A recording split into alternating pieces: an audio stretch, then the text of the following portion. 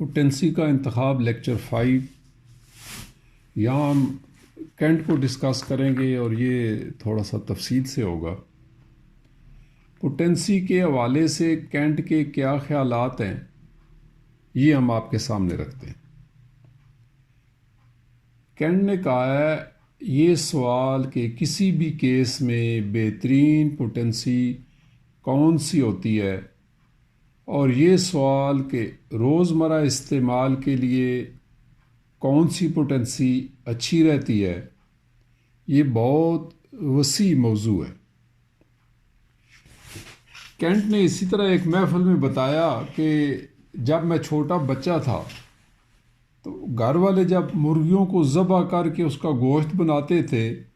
تو میں اکثر مرغیوں کے مردہ پنجوں کے ساتھ کھیلتا رہتا، اور یوں سمجھیے کہ اناٹمی کے حوالے سے یہ میرا پہلا سبق تھا جو میں نے سیکھا کہ جب میں مرغی کے پنجوں کو کھینچتا تو وہ سائز میں بڑے ہو جاتے، ان کے جو پٹھے ہیں وہ کھینچ کر بڑے ہو جاتے، تو یوں میں ان پنجوں کو آگے پیچھے کھینچتا تو وہ چھوٹے بڑے ہوتے جاتے، یعنی ان میں ایک حرکت پیدا ہو جاتی۔ لیکن میں نے مشاہدہ کیا کہ وہ حرکت جو میں کھینچ تان کر ان کے مردہ پنجوں سے عمل میں لاتا ہوں، اس حرکت سے یکسر مختلف ہے جب زندہ مرغی اپنے پنجوں کو چلاتی تھی، کیونکہ میں ہاتھوں سے کھینچ کر جب ان کو حرکت دیتا تو بڑی بے ڈنگی قسم کی حرکت کرتے تھے، جس کی کوئی سینس، کوئی توجیہ، کوئی ردم نہیں بنتی تھی۔ تو آج اس بات کو سوچ کر میرا دھیان ان ہومیوپیتھک معالجین کی طرف جاتا ہے جنہوں نے اپنے کلینک میں صرف مدر ٹنکچر رکھے ہوئے ہیں۔ تو میں سوچتا ہوں کہ ان لوگوں کی مثال بھی ویسی ہی ہے جیسے مرغی کے مردہ پنجوں کو ہاتھوں سے کھینچ کر ان کو حرکت میں لانا۔ دوستو، کینٹ کی بات کرنے کا مقصد ہے کہ جو معالجین مدر ٹنکچر سے علاج کرتے ہیں تو اس کا مطلب یہ ہوا کہ آپ ایک مردہ جسم کو مصنوعی طور پر حرکت دے رہے ہیں، جگاڑ فٹ کر رہے ہیں، جس کا ہومیوپیتھی کے حرکی پہلو یعنی ڈائنامک اسپیکٹ سے دور دور تک کا کوئی واسطہ نہیں۔ کینٹ نے آگے چل کر مزید لکھا ہے کہ میں نے کچھ ایسے کلینک بھی دیکھے جہاں پر ان لوگوں نے صرف سی ایم پوٹینسی سجائی ہوتی اور ان کی پریکٹس کا سارا دار و مدار اسی ایک پوٹینسی پر ہے۔ میں نے دیکھا کہ ان لوگوں کا دماغ بھی یک طرفہ چلتا ہے اور یہ کسی اور پوٹینسی کو اپنے کلینک میں جگہ دینے کو تیار نہیں، جبکہ میرے خیال میں مدر ٹنکچر سے لے کر سی ایم پوٹینسی تک ایک بہت بڑا اور وسیع میدان ہے جہاں بہت ساری پوٹینسیوں کی گنجائش بنتی ہے۔ تو یہاں میں یہ کہنا چاہوں گا کہ پوٹینسی کا انتخاب آپ کے تجربے اور مشاہدے کی بنیاد پر ہوتا ہے، اور اس کے انتخاب پر فی الحال کوئی نپا تلا قانون لاگو نہیں کیا جا سکتا۔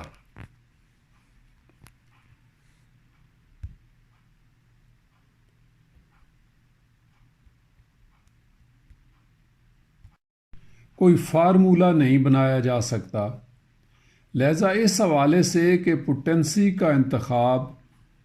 کون سا ہونا چاہیے، اس میں معالج کے تجربات اور مشاہدات کا بہت زیادہ عمل دخل ہے، جس کی بنیاد پر ہم کچھ قاعدے قانون یا کچھ اصول وضع کر سکیں، کیونکہ پوٹینسی کے انتخاب کا دار و مدار اس فرد واحد پر ہوتا ہے جو آپ کے سامنے بیٹھا ہے، جو بیمار ہے اور جس کے لیے آپ نے دوا سلیکٹ کرنی ہے، جس کے لیے آپ نے پوٹینسی کا انتخاب کرنا ہے۔ اس لیے پوٹینسی کے انتخاب کو جنرلائز نہیں کیا جا سکتا، لہٰذا ہم اپنی شروعات آنیمین کے اس بیان سے کر سکتے ہیں جہاں انہوں نے کہا کہ 30 پوٹینسی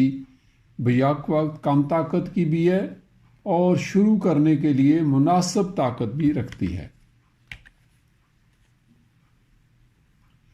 میں اپنی پریکٹس کے شروع کے کئی سالوں تک، یعنی کینٹ نے کہا، میں اپنی پریکٹس کے شروع کے کئی سالوں تک اس پوٹینسی سے کیس کی ابتدا کرتا رہا۔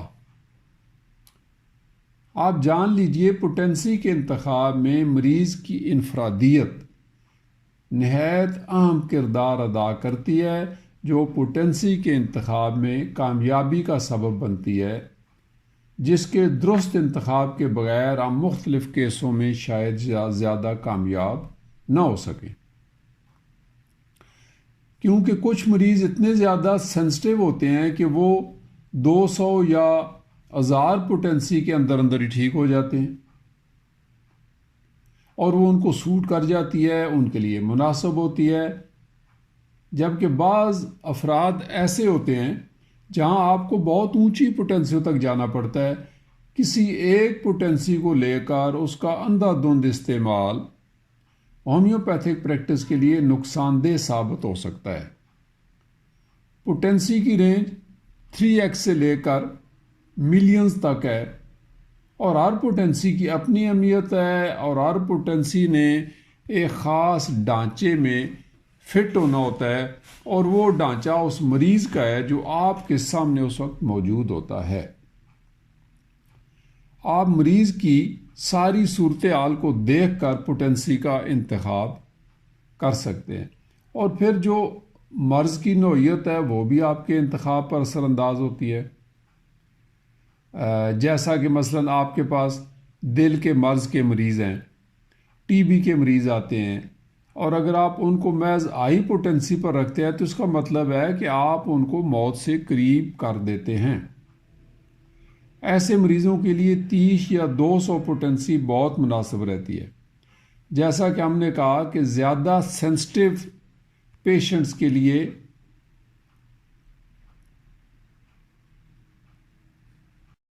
ہائی پوٹینسی بہتر رہتی ہے، لیکن آپ دیکھیں گے کہ ایسے سینسٹیو پیشنٹ جن کی قوت یاد کمزور ہو،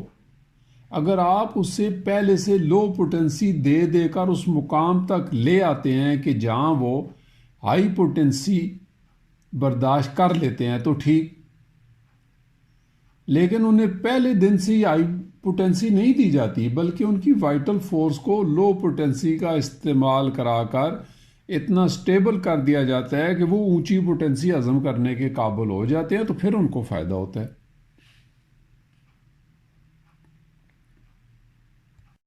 کینٹ نے آگے چل کر مزید کہا، میں نے اپنی پریکٹس میں بارہا مشاہدہ کیا ہے ایسے مریضوں پر جنہیں مثلاً 1 پوٹینسی دی گئی اور اس نے کچھ عرصہ کام کیا، پھر کام چھوڑ دیا۔ میں نے اسی پوٹینسی کو ریپیٹ کیا، کوئی فائدہ نہیں ہوا، پھر میں 10 پر چلا گیا اور 10 نے ان کو بہت فائدہ پہنچایا، بلکہ بسا اوقات مریض کو مکمل شفا یابی سے ہمکنار کر دیا۔ کینٹ نے کہا، میرا ایک اصول ہے کہ جو بھی سلیکٹڈ ریمیڈی ہے، جو بھی سملیمم ہے، ہمارا بالمثل ہے، اس کو آپ جس پوٹینسی میں بھی شروع کرتے ہیں اس میں طویل وقفے ڈال کر طویل عرصے تک دہراتے جائیں۔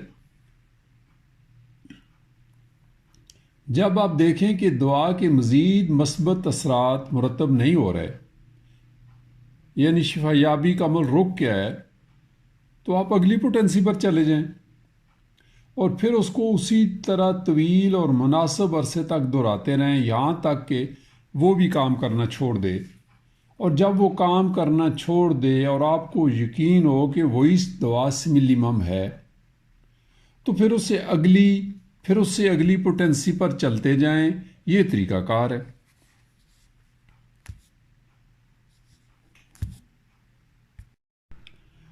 اس اصول کو اپنانے سے یا تو مریض شفا یاب ہو جاتا ہے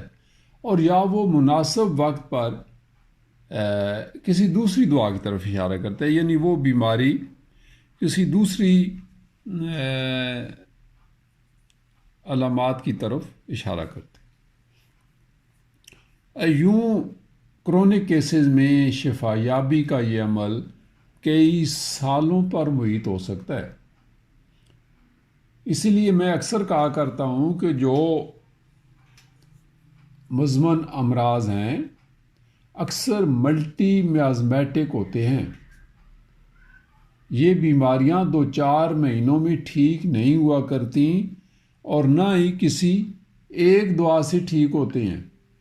دوران علاج ایک وقت آتا ہے کہ جب دعا بدلنی پڑتی ہے۔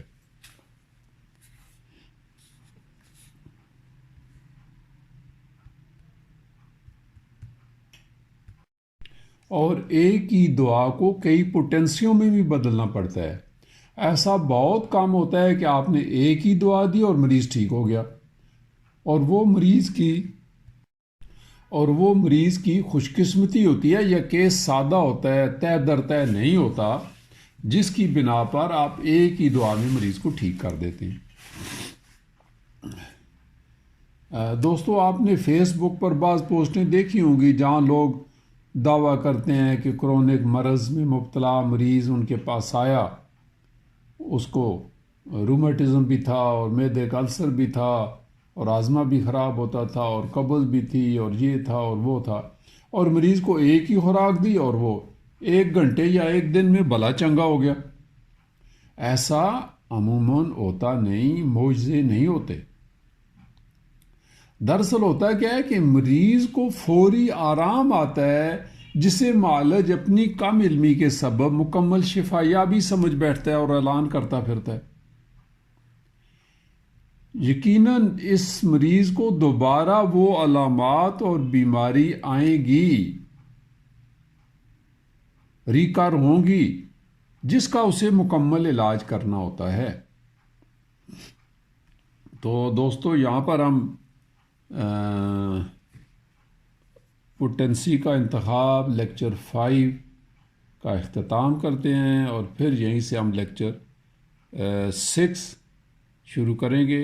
آپ ہمارے ساتھ ہی رہیے گا۔ Thank you so much.